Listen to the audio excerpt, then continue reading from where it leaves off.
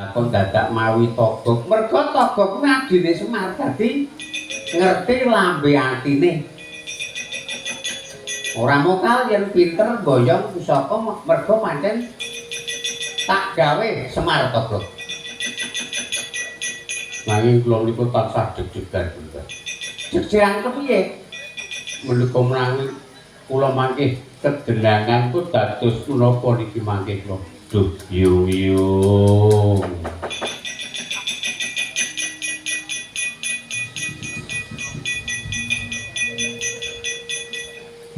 Ngolah usul. Tenggang barang.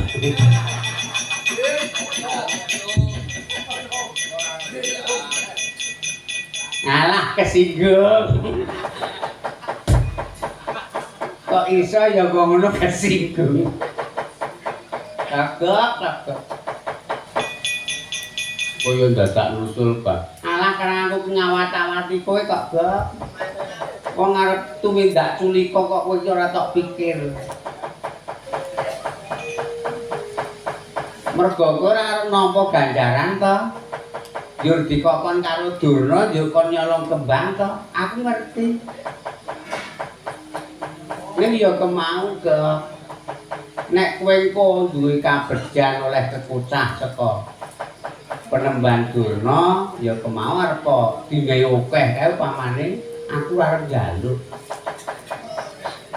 Lho sebabe mergo kuwi hasilmu rezekimu kuwi saka tumindak culika.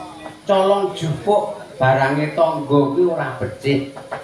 Malah bisa nampa hukum karma lan bisa uga nampa sapu dendaning Jawata. Duh yung. Terus pundi pereban menika mangke kula badhe napi sapu dendanipun Jawata. Aja sumelang to, men ngomonge bilung. Jawata ki saiki wis ora nyapu. Tegesipun sapu dendaning Jawata ki ngunduh kowe pakati menungakake. Nek cara saiki hukum karma. Ora ngandel. Apa-apa ku saiki ki gumantung tekad lan niat. Sementing mental kok. Mentale dadi hasil ya kuwi rezeki. Nek cara kula ngeten iki nggih pun dikandhani kok. Ajeng pripun? Duwe pengayom kados menika angger Baladewa nyatane banci ndi banci kadek. Duwe pengayom kok blirik atine. Nek kula pun boten srota. Oh nggih pun. Nggambarake angger Baladewa ki mata pitane wong Ndorowati. Mata-mata. Mbok ngagem sastra sing sae. Netra pengawasane wong Ndorowati. Koke anu ora. Kanjen ngeyel kok. Wong diwarai apik-apik kok wangsulan. Wong kok ngewatoni iso wangsulan. Karang ilmune Sugiarto. Ning waton iso wangsulan.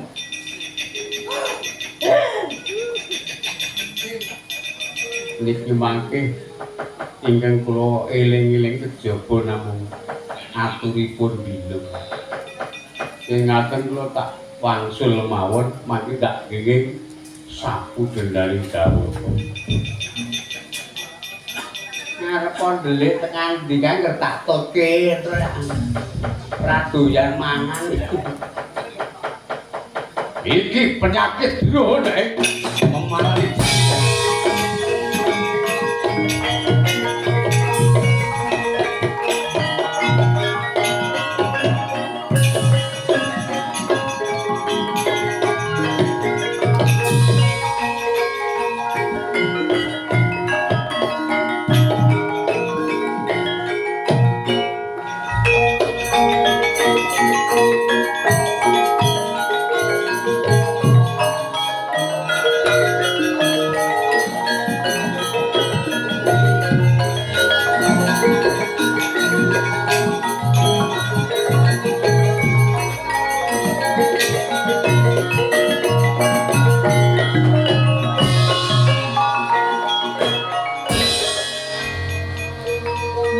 Wudi-wudi dalu mijil mijil saking asta saking ngasta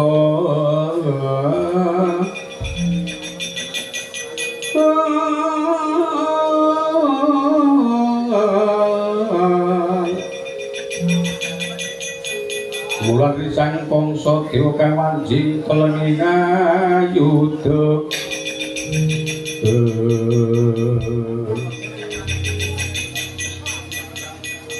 Blandak kudu manyar-manyar.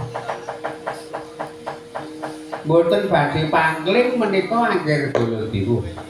Leres. Panjenengan dugi Ndorowati.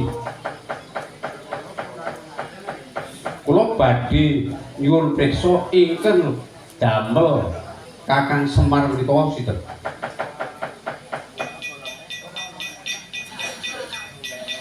Ingkang damel Kakang Semar menika sinten? Ingkang damel Semar menika mau kula nggih.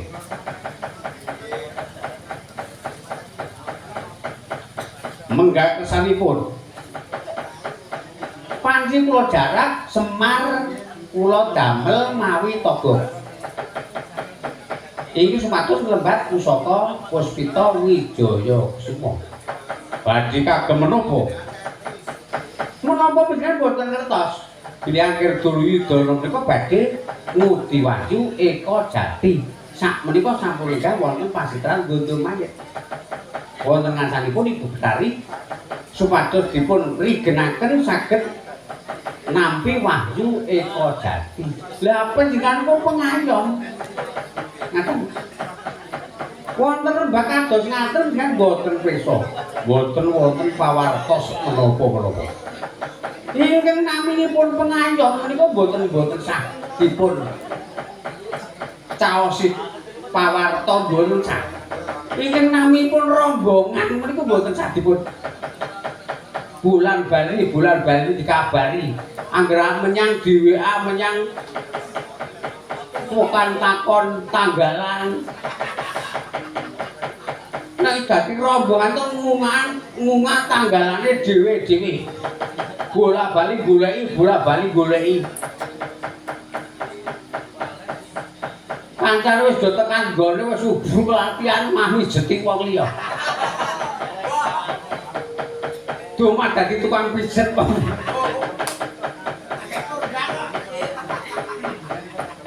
Sak niku ngaten. Ingkang ngersakaken Puspita menika sinten? Angger Duryudana kula namung mundi jawuh. Dalan Puspita menika pinangka kagem sarana gayuh wahyu Eka Jati. Lah sak niku ngaten. Gandeng panjenengan menika badhe ngersakaken Puspita, mbok iya pusaka Puspita kula sumangsul nggih. Dalan menika dados tanggelan kula. Menawi panjenengan badhe nyuwun ngampil Puspita, monggo kula dhiraken lenggah wonten Ndorowati mangke panjenengan menika kantun lenggah kula ingkang matur lan panjenengan boyong Puspita. Puspita pun sampun wonten tangan kula. Kok dadak wangsul ana rene klitah-klitih. Kesuwen. Ampun teng tangan kula kok dadak jejer meneh. Mbok iya panjenengan nyuwun priksa lan nyuwun ngampil jawab piyambak ngendika piyambak kaliyan aji kula kesna. Kula aturi rawuh kemawon mboten kados ngaten ndamel duratmaka dusta Puspita.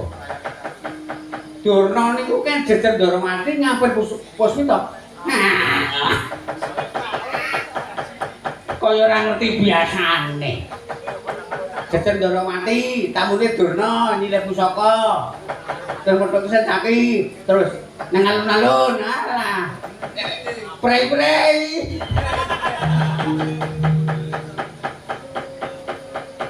Ngaji prei ibarat. Sampeyan mendel mawon dicuni oh nggih. Sakmenika ngaten. Gandeng Puspita menika dados panggelan kula. menika badhe kula suwun wangsul menawi panjenengan badhe ngersakaken Puswista monggo panjenengan jawab piyambak wonten ngarsanipun Yayi Kresna. Oh mboten saged. Puspita niku wonten tangan kula ngeten. Menapa panjenengan badhe nuwuhaken kamurkan kula, gempung kula. Nesu nggih mboten napa-napa kok. Ame wong nesu kok. Padha-padha rembongan nesu ra apa-apa kok. Sing gembung nesu pamane. Sing ngempul ya nesu, sing ngendang mecucu. Ora apa-apa.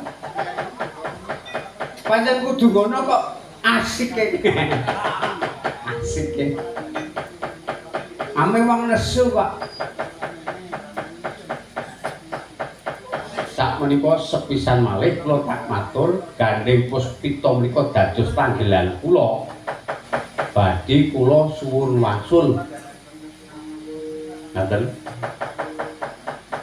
Mula bukanipun Puspita saged kecepet menika kula ingkang matur kalian Yayi Kresna. Menika kalepatan panjenengan. Panjenengan ingkang kirang wicaksana, mboten kok nyalahke kula. Pun sak menika kantun pusaka dipun paringaken dhateng kula mboten. Mboten. Tak jaluk entuk apa ora. Wong ora kok ngeyel. Panjenengan kula tresnan. Mbok iya panjenenganku melas dhateng kula. Yen ngantos Puspita menika mboten wangsul wonten ngarsanipun Yayi Kresna kula dados parang sujuan. Niku urusan panjenengan ngeten. Menapa badhe nuwuhaken kamurkan kula Bapak Ndoro? Nesu Pak. Aja kok mung lara tekan pati dadi ndek pengamun-amun tak lakon. Tak ulungke Puspita. Yen wis gemblinding mestakane Pandya Ndoro. Oh. Ora patut dulu tau perpenjak tendang raine. Baladewa krosake dhewe.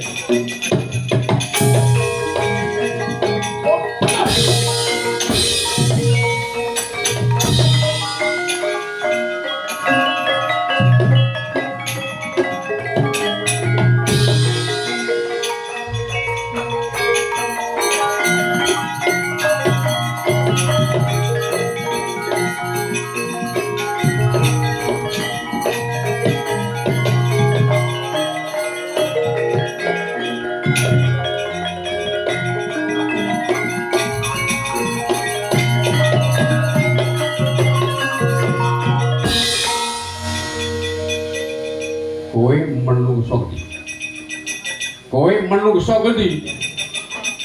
Kok dadi wani mara tangan karo Baladewa? Ana sambung rapete apa kowe? Yen durung mangerti karo aku. Iki Nalendra saka Giri Saloka, aku Prabu Wiranggadewa. Padha dene putra siswane Ibu Betari Durga nunggal sak pegulun karo Kakang Pandura. Kenong gepok koncane Kakang Pandura. Yen sempal baune Prabu Wiranggadewa. Kepiye? Kowe muni kepiye? Durung tau ditendang raimu kae.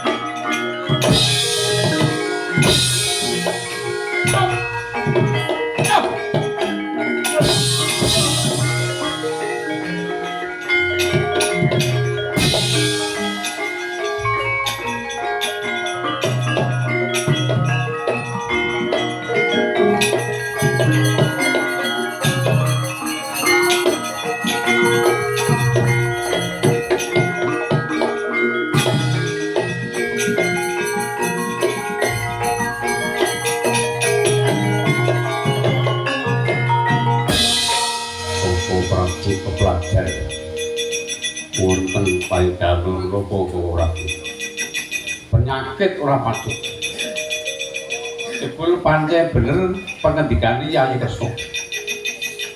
Yen to Kakang Semar iku mau lakune telik sandi jebul gaweane Doro.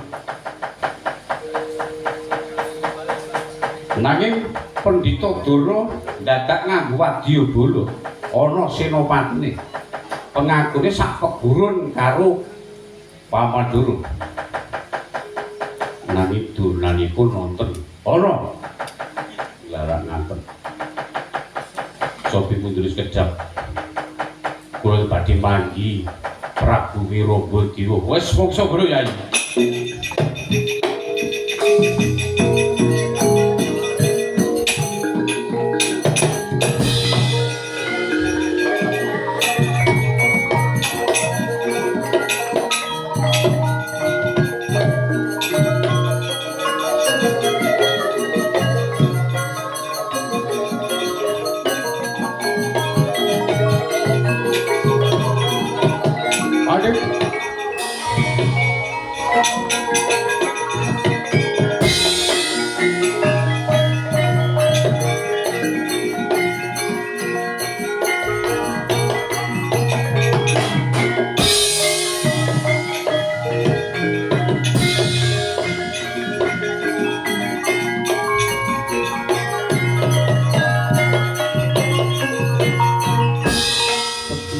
Tinulunggul Gadanira prekontet saliranira yen to kaca andra sang wirantu mandang Setyaniku garwanira Setyaki Mandura het mojo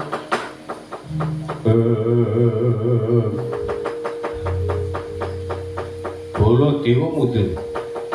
Ana satra kencang kenceling kenthek. Sapa kowe? Ditebungake. Aku Sentana Ndrawati Satra Garbaruji. Aku Setyaki. Wah, iki Setyaki. Bolo Dewa kon ketok. Wirabadiwa kenangku ngepok koncane. Koko Prabu yen sempal baune Setyaki. Apa? Babar kopo. Dedek muras menantang perkara karo aku. Tak tebak dadora rontok ing gawak sembah dalamamu. Lakon sigar mestakam. Katya supo Kagadewa kurang setik kendhita piman. Tebak dadora rontok ki aku.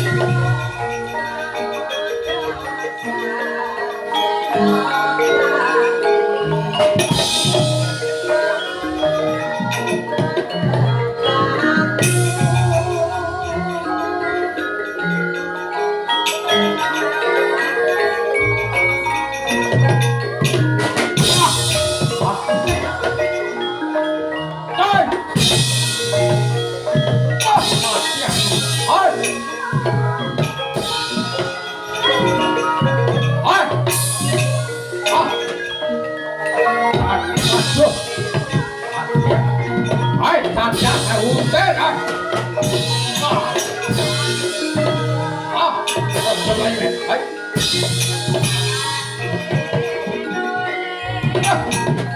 What the hell? Tujuan.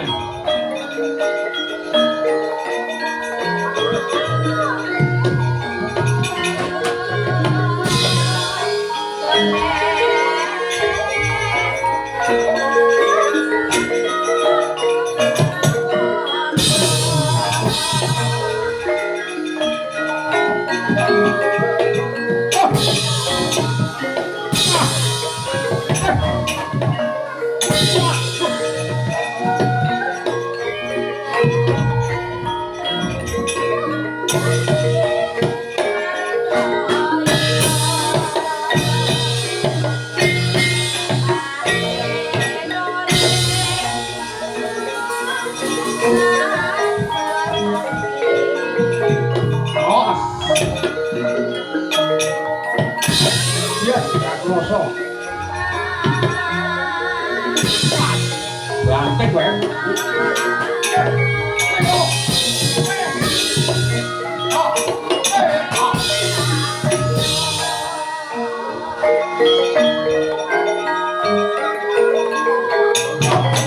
Ya, salah yuk. Aduh. Wah.